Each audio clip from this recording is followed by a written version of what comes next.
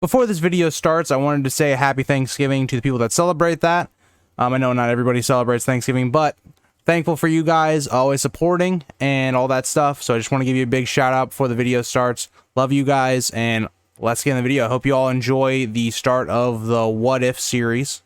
So yeah. When you play the Game of Thrones, you Subscribe and like. or you die. There is no middle ground. Alright, hello YouTube. So, we're back on the Grease Goblins channel, and this is going to be the first video of a What If series I'm going to do. So if you guys had a What If situation or point in the books you'd like me to talk about, so for instance, this one's going to be What If the Red Wedding Never Happened, which we'll go into a few different things of how the Red Wedding wouldn't happen to make this, What If work. But yeah, if you'd like to see more of that type of content or Song of Ice and Fire content, we post about 3 to 4 times a week, usually. So, yeah, subscribe, like, and comment for that.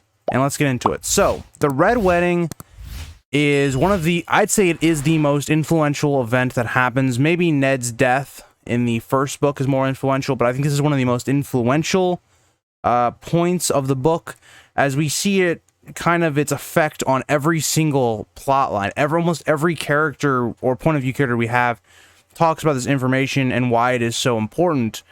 So what if it never happened? So I think you have to have a few different situations happen to where the Red Wedding wouldn't happen. So I think the first one, the obvious one, would have to be Robb does not marry Jane Westerling. If you do not know who Jane Westerling is, she is basically the love interest that is in the books, instead of what they do in the show. Whereas in the show, it's more a love type thing. In the book, it's more like Robb sleeps with her, and then he's like honor bound because he took her maidenhead, so he marries her. That's kind of more how it goes in the books. So let's say this never happens, and he does keep his pact with the Freys. So we keep that, right? The second thing is that Jaime is not released by Catelyn, or maybe he is, or he's released, but they find him again, and he's unharmed, and he's brought back to Robb. Those are the main two I want to talk about, because with Jaime in Robb's captivity, Tywin would never even think to do this, because he realizes if he did something like this, that instantly Jaime's dead, and he doesn't want to give up Jaime. So that is number one. Two, the Freys would still be basically being promised a queen of the North type thing, so I don't know if they'd be so quick as to do this either. So we're looking at that, right? I think the same plan still happens, where Robb needs to go back to the North. He still has the Frey forces. I'm going to say at this point, we'll say that he still executes the Karstarks. If he doesn't, maybe he just keeps, the Karstark as a prisoner or captive. Then he has a little bit extra forces, but again, it doesn't change too much. So I think he goes back north, or Robb and the whole, unit. They basically head north, and their main objective is to recapture the North. How Robb was going to do this was he was going to get the Frey forces, he was going to go to Moat Cailin, but he was going to go with the Crannogmen and Howland Reed, and was actually going to go around it and then attack it from both sides, with Great John Umber leading an assault on the front of Moat Cailin. So they were going to do that. I think it would have worked. I think he would have been able to retake the North fairly quickly, and I think it would have gone pretty easily. So with that being said, I think Robb retakes the North, but there's a but, because I think because he does this, he pretty much gives up the Riverlands. The Riverlands is going to be probably taken, similarly to how it is in the books. Even in the normal timeline, I think all the castles are put to siege. I think maybe they just kind of hold out. The problem is going to be, at this point, Robb does not have enough men to beat the Lannisters and Tyrells alone. Now, maybe this becomes different, where Stannis changes his mind on Robb being just the king of the North and actually allies with him, because we do see that Stannis does go to Eastwatch and then goes to basically Castle Black to help against the Wildling attack. And also Robb might actually help there as well. So maybe we see that Robb kind of realizing there's nothing he can do here, that he needs help from someone else. Maybe he teams up with Stannis. Stannis along with Robb possibly go south. But again, it's a very what if type of situation where we can go two routes with it, right? So I think the first route we go is that Stannis makes a temporary alliance with Robb, or Robb basically gives up his crown. But just think about it one way where they make an alliance, one way or another, right? There's also the second way where they don't make an alliance, and this actually becomes another conflict in the north. I don't think Stannis is that stupid, though. I feel like if Stannis isn't going to make an alliance, he's not going to come to the aid of the north, because he realizes he just traps himself and he's going to probably die. Because the north would still outnumber him, and also he's fighting in the north where everyone would be an enemy to him. So I think they make an alliance one way or another. Now, with that, I think they now have a chance, because at this point of the story, right, the Riverlands would have been getting burned, they would have all been under siege, but also you would have had still the same plot points, where Joffrey would have died, everything in King's Landing more or less would have stayed the same, in my opinion. So, with that, well, actually, there's one thing that actually could be a little interesting. Does Sansa still get married to Tyrion? I think so. Because it does make sense, because at this point Tywin was planning that Robb was going to die from the Red Wedding. He knew that. That's why he made it so impactful that Tyrion married Sansa, because he knew that Sansa would be the heir. Now, we know that's not actually true, because Bran and Rickon were still alive at this point. But, nobody else really knew that. We didn't know where they were. They were told to have been killed by, Theon. So, would he still force this marriage? Because at this point, Sansa's really not as important. Also, Robb definitely could have had an heir or heirs at this point. Or not heirs, but probably an heir at this point with Jane Westerling. So I think Sansa's value definitely is decreased. But let's say that Tyrion still marries her. They basically still have that force of marriage thing. It's very much everything, in my opinion, plays out the same. Now, I think Sansa and Tyrion's relationship actually would have been a lot better, because the reason they were actually getting along and stuff like that, and then the Red Wedding happens, and Sansa just kind of goes cold to everyone. Like, she does kind of, show Tyrion some love, but like, I think their relationship actually would have been a lot better. But we continue looking at this. I think Tywin still dies. I think everything goes out about the same. Tyrion basically goes on the run with Dany. We have all this. But this conflict then, as we get into, Feast with the Lannisters and, well, more personally, Cersei with the Tyrells, I think all that would have happened. And like how we see with Aegon when he lands, as there's just really a lot of conflict in Westeros right now, that even with only an army of, 10, 12,000, he has a really good shot of taking the throne because of how in disarray the throne is at the moment. So I look at around the time period that Stannis and Robb with this maybe alliance would come down is around that time. So I think they'd be able to retake the Riverlands. Jaime would be in the Riverlands at this point, so it would be interesting. But I think that Stannis' forces with the North, with hopefully the combined, Riverland forces, I think they actually have a very strong chance to retake a lot of the Seven Kingdoms. Another really key variable in this is Littlefinger. So does Littlefinger also get Sansa out of there? Because if he doesn't, Sansa's dead. I think he does get Sansa out. But what is his game at this point? Because Sansa is not the heir to Winterfell, to the north. She's really not the heir to Riverrun either. So, would he get the Eyrie back involved with the Lannisters? I don't think any of the Eyrie forces would have gone for that.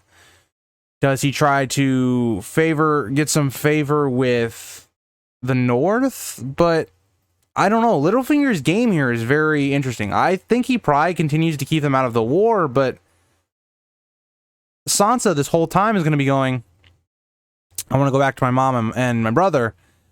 So I don't know. I think there's a good shot, as in Littlefinger actually leaves her there because she almost serves no value to him at this point. And I think the Veil, I don't know. I feel like if he kills Lysa, does he get them involved? I don't know. Maybe we did just continue with Lysa just saying she's not going into the war. It's a very interesting thing if the Red Wedding does not happen. So I want you guys to give me your opinions, because it's very hard to predict, because there's so many characters that get impacted because of the Red Wedding happening, that it leaves a lot of openings, because you still have Roose Bolton, who's going to be plotting against Robb, as well as the Starks. But at this point, I really don't see many areas that he's going to be able to, you know, betray him at any point. Especially when Tywin dies. I think you look at Stannis and Robb, I think they're going to go through the whole kingdoms. Now, with that being said, I think when Dany comes over, we have an entirely different thing. Also, another thing I wanted to say. With this happening, the pink letter does not get sent to Jon. So Jon actually probably never dies with this either. So the Wall is very different, because I think you would have you've had the help from Robb and Stannis to defend the Wall. You also then probably, Jon doesn't actually die here in this scenario, because the real reason they kill him in the books, yes, they were frustrated with the wildling stuff, was because they felt as though he was breaking his vows. So they killed him, because he was going to lead an army and the wildlings to Winterfell to try to, you know, help Stannis, or at this point he thinks Stannis is dead, to retake Winterfell. And it's really interesting, because so Jon doesn't die in this scenario. Shireen probably won't get burned. It's the Red Wedding not happening is so good for a lot of the characters we like in this scenario.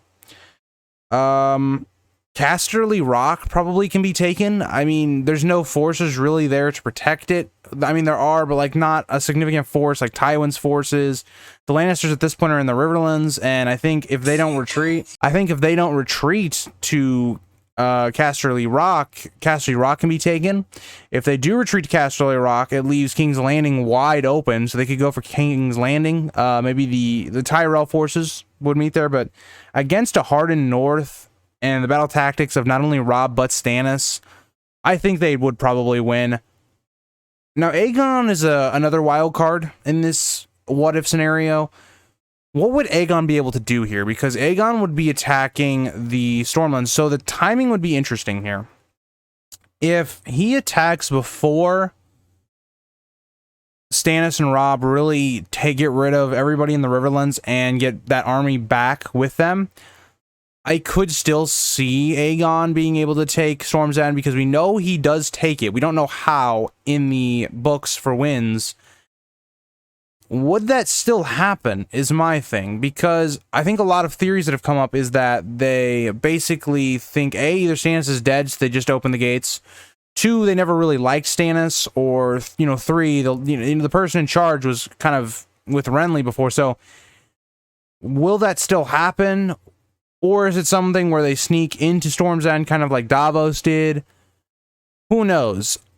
Either way, though, I don't think Aegon's actually going to win, because as soon as Storm's End is taken, and let's say they do take it in time, most of the Seven Kingdoms will be probably in the hands of Robb and Stannis. So I do think Aegon actually probably dies in this scenario. I don't think the Dornish would be I don't think Doran would be as foolish to unite with the Targaryens again when they already have less forces. The more experienced commanders would be on the side with the more forces at this point. I think Doran would not, go into this either. So, with all this being said, I think Stannis takes the throne. I think Robb, at this point, might just bend the knee at this point. I know the North Lords wouldn't like it and all, but you need to avoid conflict, especially with Jon. Robb being able to talk to Jon in the defense of the Wall, as well as Stannis, they know that the real enemy would be the others. So I think Robb would be willing to bend the knee to get common cause against them. Kind of what we see with Jon and Daenerys. And I think that would actually be good. I think we would be all set to go. I think the kingdoms would most likely be united. Again, the wild card is Littlefinger. I really can't predict what he would do in this situation. You guys can let me know. Maybe he tries to, tries to split up Stannis and Robb. I don't know how he would do it, but let me know. So I think we have everybody's united by the time Daenerys gets here. I think everybody's united. I think Daenerys coming actually hurts the Seven Kingdoms a lot. Because Daenerys does not know about this other threat. She wants the throne, and she's going to take the throne. I know the Seven Kingdoms are united, but as we've seen with Aegon's conquest, dragons mean more than armies. And Stannis, again, is a great military commander, so is Robb. There's no way to really game plan against dragons, in my opinion. You can try to do what Cersei did and had a bunch of scorpions and stuff like that. Dragons are dragons. Plus, she's going to have the Unsullied. Plus, presumably, she's going to have the Dothraki and all of her sellswords, unless they stay in, Meereen and Essos to help, govern the realm over there. She is going to have a very sizable force alongside of 3 dragons. I think she would retake the Seven Kingdoms. I think possibly the Dornish forces would go to Dany anyway, as well as maybe the Tyrells. I don't know. The Tyrells at this point would be interesting because I think the Lannisters would be dead. If the Tyrells were still with the Lannisters, I think the Tyrells would be dead as well. I personally think that Daenerys would retake the Seven Kingdoms, but I think in this scenario, long term, because the Seven Kingdoms would not be united by this point, with all this fighting, because she would have to retake all of the kingdoms, basically. And Jon would have really no way of being able to, communicate with her. I actually think the others would come and steamroll the Seven Kingdoms. So what I think is weird is we see a lot of good victories, and the very short term, a lot of our good characters do really well. Stannis does really well. He takes the Iron Throne. You have Robb, who does really well. They all survive. All the Starks are pretty much still good to go. Besides maybe Sansa, we're not sure on there. Arya would probably come back to see her family. I actually think the others would win, though, because think about it. The Northern forces would probably be at war with Daenerys, and if they're not, they wouldn't be enough to just stop the others. The rest of the Seven Kingdoms would be an open rebellion or would be fighting with Daenerys. So I think the others would win because nobody would be united. I think they would just come by one kingdom at a time until it's too late to realize that the threat is here. Nobody would know how to defeat them because Jon would probably be dead already, and Sam as well. So I think in this scenario, the others would destroy and would win. Now, I know the others want something else. It's not a good versus bad thing, but I think the others probably seeing how easy it would be to conquer the Seven Kingdoms with how depleted the Night's Watch is, as well as the North. They might maybe they're looking to reproduce. Maybe they want, offering something. They could just take babies at this point. I mean, who's going to stop them? So that is my overarching what if the Red Wedding does not happen. Let me know if you guys want to see more of these type of videos. If you have your own suggestions, let me know in the comments. I will try to get them as soon as I can. And I hope you all enjoyed this video, and I will see you guys in the next one. If you think this has a happy ending, you haven't been paying attention.